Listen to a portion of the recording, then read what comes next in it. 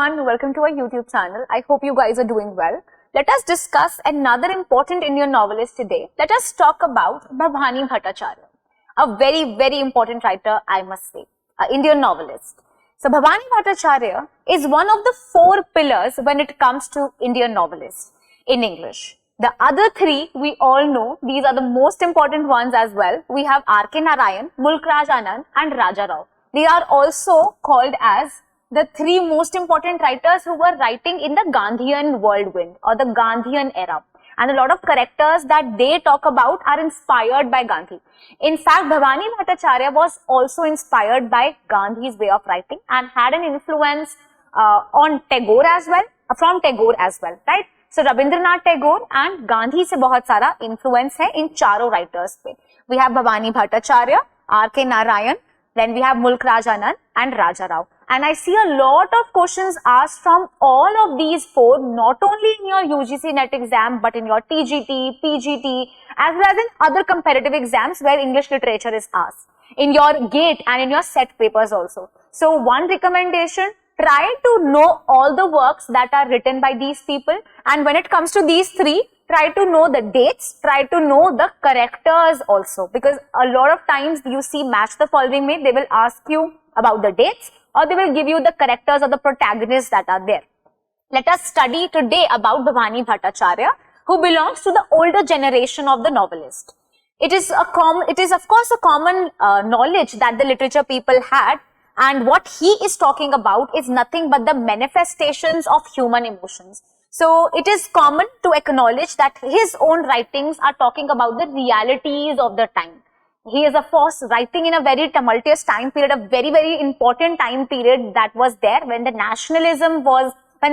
spirit of nationalism was getting evoked, and he is now of course you will realize that he is invoking all of these nationalistic emotions in the people when it comes to his works. So the realities of the times were rooted in the works of Bhabani Bhattacharya. Likewise, a writer is a spokesperson and he is a free-spirited person who is going to help the audience to know more about the societal problems. So he is one of them who is writing about the societal problems. He is writing about the good, bad, indifferent situations. He is writing about the social realities. So all of his works are catering to the society. Bhabani Bhattacharya is one who has well accompanied the outstanding national novelists who were there. They were writing and they were interpreting the culture. So he is someone who is interpreting the Indian ethos through his works. He is talking about the cultural issues that were there, the societal problems. All of his works are very important, and they will give you the heart-rending picture of the Indian society during that time. They will talk about the class problems, they will talk about the working class people, the downtrodden, the people who just want to have a voice of their own. Also, almost all his novels will talk about the social, and they are nothing but the social document of the great values, and they will endorse a vision of creation of a new society in India. So he is, as I told you, talking about the society per se, because he is the direct portrayal of the society himself. Being a writer, he will talk about a society that is created, that is free from evils. He wants to talk about the society that is India, that is free from all kinds of social events, all types of social evils, all types of exploitation, suffering, and there are varied forms of suffering that he talks about. He talks about hunger, both internal and external hunger. So this hunger that he talks about is nothing but a hunger that is external. It is also the internal hunger of knowing more, internal hunger of going forward and, touching the heights that are there. He will talk about and he will create human landscapes that are standing outside the paradigm of these people. These puzzled situations, these bewilderment modern men are created by Bhabani Bhattacharya. Some of the most important fictional works that are included in his corpus that you cannot leave no matter what are these 6 novels that you have to learn. You have to know the names and the dates. So many hungers in 1947. The time period itself, it is such an important time period for our country, and he will portray the societal problems. He'll create a society that is you can say an ideal society. So when you read the novel, you will realize that there are so many things that we have to change. Then there's another work, Music for Mohini, in 1952. Then He Who Rides a Tiger. He Who Rides a Tiger, 1955. A Goddess Named Gold. A Goddess Named Gold in 1960. Then we have Shadow from Ladakh in 1966. And A Dream is Hawaii in 1978. So these are the 6 works. Besides this, he has also written some short stories and he is famous for that as well. So besides, he has also written short story collections called as The Little Steel Hawk and Other Stories. In 1968, this work came out. The Little Steel Hawk and Other Stories. This picture will show you the cover of this work. In this work, he will showcase his own creativity. He will showcase themes like societal reality, clash between traditional and modernity. He will talk about the historicity and the facts that are given. He will talk about the East and West encounters. So, such an important writer he is, and he is experimenting with the writing styles as well. So, बहुत early age में ही, बहुत early time period में he is writing novels, जब novel writing was just beginning.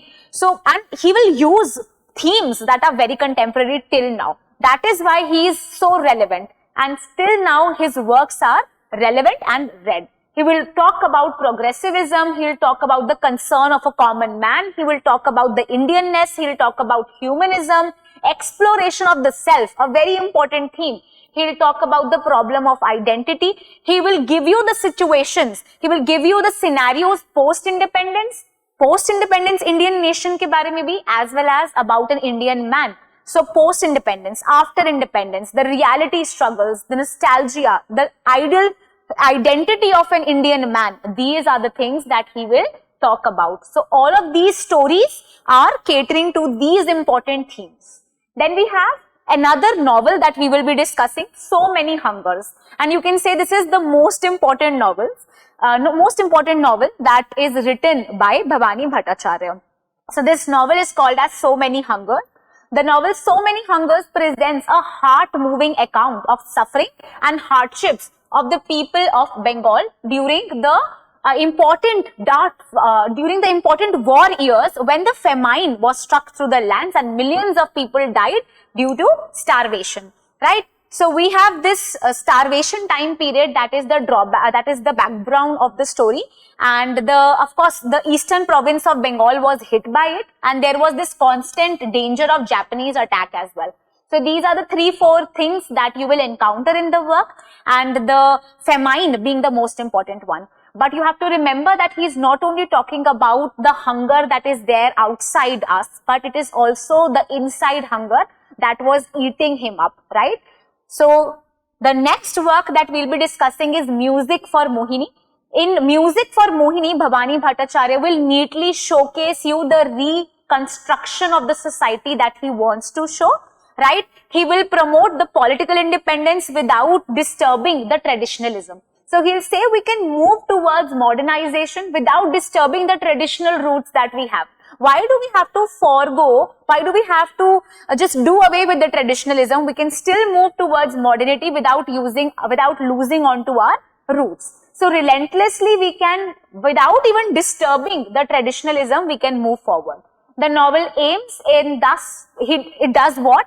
India is showcased here, India in a very different manner. Someone that is very free, something that is now ready to grow, something that is not in the clutches of orthodoxy or superstition even after independence. So he will show you India that is suffering because of these things, but he wants India to grow forward. So these are the things, these are the important things that you will see. These are all themes that are important.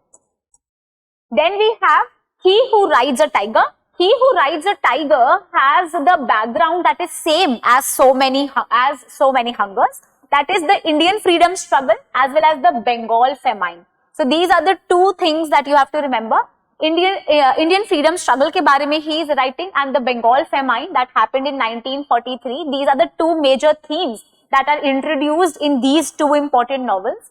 He Who Rides Tiger is also talking about the Quit India movement, and he will bring focus on the famine. So he will pay more focus on the shadow of the females that are there lost in the horizon, right? So independence struggle ke saath saath he will talk about, he will also talk about the different other political situations that were going on. So Quit India movement is once again, it will be brought back to notice and focus, and it's formed the background. The shadow of female is also brought to loom large on the horizon. Then we have the novel called as A Goddess Named Gold. It deals with the happenings in a village during the period immediately preceding India's attainment of freedom.